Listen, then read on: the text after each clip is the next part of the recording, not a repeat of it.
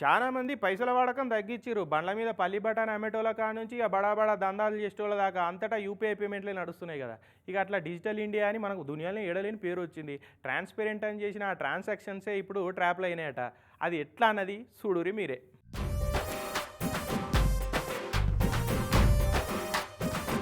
ఎలకలను పట్టుకునేందుకు టమాటాలు పండ్ల సొంటి ఎరేసి దొరకబట్టినట్టు, సాపలకు ఎర్రలు పెట్టి ఎరేసినట్టు, కోళ్ళను పట్టుకునేందుకు గింజలు పోసి బొబ్బొబ్బొబ్బా అని పిలిచినట్టు కర్ణాటక జిఎస్టీలు కూడా సేమ్ టు సేమ్ గదే చేస్తున్నారు. ఇప్పుడు ఫుట్పాత్ల మీద ఛాయ సమోసాలు అమ్ముకునేటోళ్ళు, బండ్ల మీద కూరగాయలు అమ్మేటోళ్ళు, ఫుట్పాత్ల మీద దందాలు చేసుకునేటోళ్ళు అందరికీ కట్టూరి జిఎస్టీ తీయరి పైసలు అని చెప్పి నోటీసులు పంపిస్తున్నారు. ఇప్పుడు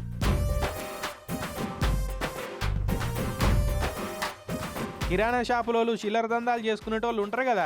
ఇక 2021 నుంచి 2024 నడుమ వాళ్ళందరికీ వచ్చిన యూపీఐ డిజిటల్ పేమెంట్స్ లెక్కలన్నీ బయటకు తీసి కట్టూరి పన్ను అనుకుంటా నోటీసులు పంపుతారు. బెంగళూరులో కూరగాయలు అమ్మేటైనా 4 ఏళ్లలో 1,63,00,000 ట్రాన్సాక్షన్లు చేసిండట. ఇక వాటికి 29 లక్షల జిఎస్టీ పన్ను కట్టమని నోటీస్ ఇచ్చే వరకు గనిగాన పైసలు నేనేడికెళ్ళి తెచ్చికాడదు అని నోరేలో పెడుతున్నాడా అన్న.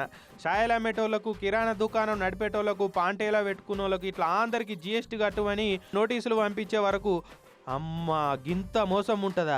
డిజిటల్ ఇండియా అని మా అందరితోటి యూపీఐ ట్రాన్సాక్షన్లు పెంచుమని చెప్పి ఇప్పుడు ట్యాక్స్ కట్టమని వాటితోటే ట్రాప్ చేస్తారా?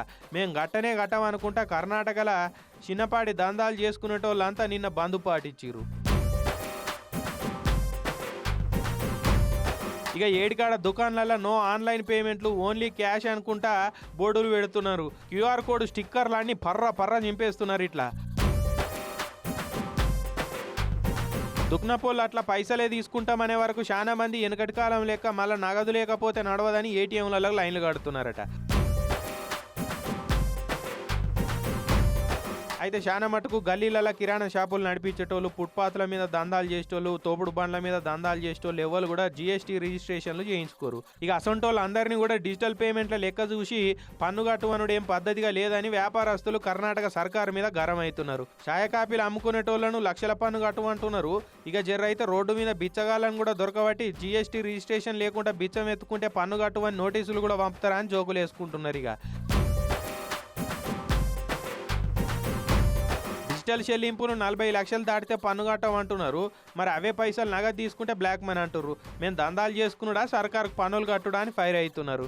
ఇక ఒకరిని చూసి ఒకరు నేర్చినట్టు కర్ణాటక సర్కారు చేసినట్టే తదిమ రాష్ట్రాలలో కూడా ఆమ్దాన్ చాలతలేదని చిన్న దందాలు చేసుకునేటోళ్ళను పన్ను కట్టు అంటే అందరు కూడా యూపీఐలు మొత్తం బంద్ పెడతారు, స్టిక్కర్లని కూడా వీక్తారు. ఇక మళ్ళీ పాత రోజులు లెక్కనే నగదు పెట్టుకొని తిరిగే రోజులు వస్తాయని ఇటు పబ్లిక్ కూడా పరిశాన్ అవుతున్నారు.